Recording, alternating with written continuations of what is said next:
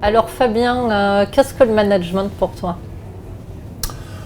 Pour vous expliquer ce que est le management, j'ai envie de faire le parallèle en fait entre ce qu'est la gestion d'équipe et ce qu'est le management.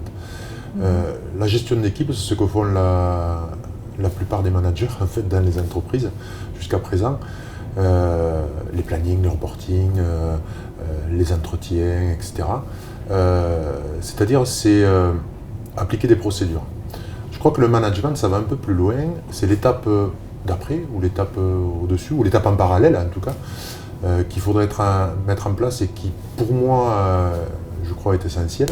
C'est faire rentrer, créer la relation avec son collaborateur quand on est manager, et créer la relation entre les personnes, entre les collaborateurs eux-mêmes. Parce qu'en fait, ce qui compte, je pense, dans une équipe, dans une entreprise, c'est de pouvoir développer de la solidarité.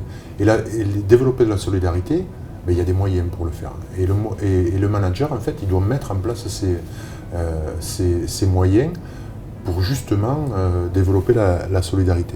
Ouais. Et malheureusement, la solidarité, ou heureusement, je crois qu'on peut dire, la solidarité se développe entre personnalités, pas entre fonctions. Oui. C'est une question de relation. C'est une question de relation. Et tout le travail du manager, c'est de créer les conditions pour développer cette relation. Alors moi, ce que je vois dans ce que tu me partages, c'est vraiment cette notion du manager d'avant, qui était très orienté finalement sur le contrôle et la définition des tâches des membres de son équipe, et le manager d'aujourd'hui, que toutes les entreprises tentent de développer sur une posture qui va être une posture de facilitateur, d'entraîneur de dynamique d'équipe. Exactement, exactement. Et effectivement, je crois qu'on a cette transformation, et on a aussi cette transformation parce qu'on a un public un petit peu différent dans ce qu'ils viennent chercher dans l'entreprise.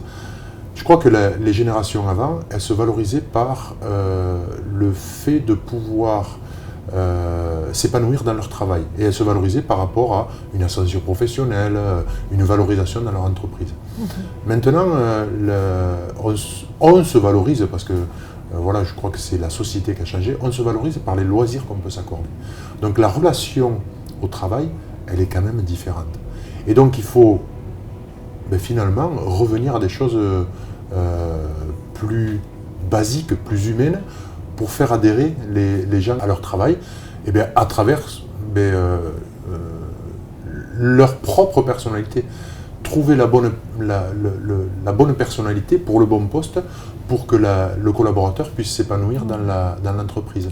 Et ça aussi, ça demande justement de connaître ses collaborateurs pour les mettre dans le bon poste. Alors qu'est-ce que ça pourrait être, ces ingrédients, ces peut-être moments pour recréer la relation? Dans le rugby, on a des passages obligés qui nous viennent de manière traditionnelle ou historique en tout cas, ou qui sont là de manière constante dans des rituels. Voilà, des rituels, tout simplement. Le premier, c'est les stages de début de saison, qui sont ni plus ni moins que des séminaires d'entreprise, où en fait, on va délocaliser pas très loin du lieu d'entraînement habituel, des entraînements. On pourrait croire que ça n'a pas de sens. Mais en fait, ce qui est important durant ces stages de début de saison ne sont pas les moments d'entraînement, ce sont tous les autres moments. Les moments où on va déjeuner ensemble, les moments où on va jouer aux cartes ensemble, les moments où les personnalités vont se rencontrer, où on sort un peu du cadre des fonctions pour finalement se rencontrer entre personnalités. Ouais. Quand on joue aux cartes, pas le directeur qui joue aux cartes ou le manager qui joue aux cartes avec le collaborateur. C'est plutôt deux personnalités qui vont jouer aux cartes comme elles sont, voilà, avec leur personnalité. Mais ça permet justement de créer ces affinités, ou pas d'ailleurs, mais ça permet surtout que les personnalités puissent rentrer en relation pour développer la solidarité. Parce que dans l'entreprise, comme sur le terrain, on a besoin de solidarité. Moi, je sais déterminer en regardant un match si une équipe est solidaire ou une équipe n'est pas solidaire. Je sais le déterminer. Je ne sais pas le quantifier ni le qualifier. Et je sais pourtant que généralement, l'équipe qui va être solidaire, ça va être l'équipe qui va remporter la coupe à la fin du match. Donc c'est un moteur puissant de la performance. Tout comme dans l'entreprise, quand on va avoir su développer ou quand un manager aura su développer cette solidarité, mais il va déjà être plus performant parce que chacun va travailler un petit peu aussi pour son coéquipier, son collaborateur. Ça va faciliter les choses. Et puis surtout, quand le manager il aura besoin d'appuyer sur un levier pour demander, je sais pas, peut-être un peu plus de volume horaire, un peu plus d'implication, un peu plus d'engagement dans le travail, il aura de l'écho s'il a réussi à rentrer en relation avec la personnalité du collaborateur. Il en aura moins si c'est juste un collègue de travail. Ouais.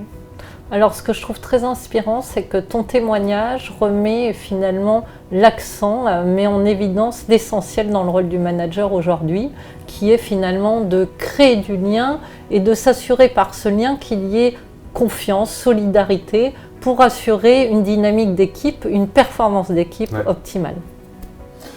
Avec cette notion que ce qui compte en premier lieu, c'est la performance. C'est pas recréer une colonie de vacances, rentrer en relation avec les personnalités des gens. C'est faire sens à un moment, donner du sens pour le collaborateur dans l'engagement qu'il a à mettre dans l'entreprise, en le vivant du mieux possible. Alors pour nous, c'est les stages de début de saison, c'est la troisième mi-temps, mais ça peut être n'importe quel prétexte dans l'entreprise pour faire en sorte que les gens se rendent compte. Oui, pour qu'il y ait des moments. Des moments, tout simplement. Super, merci Fabien. Avec plaisir.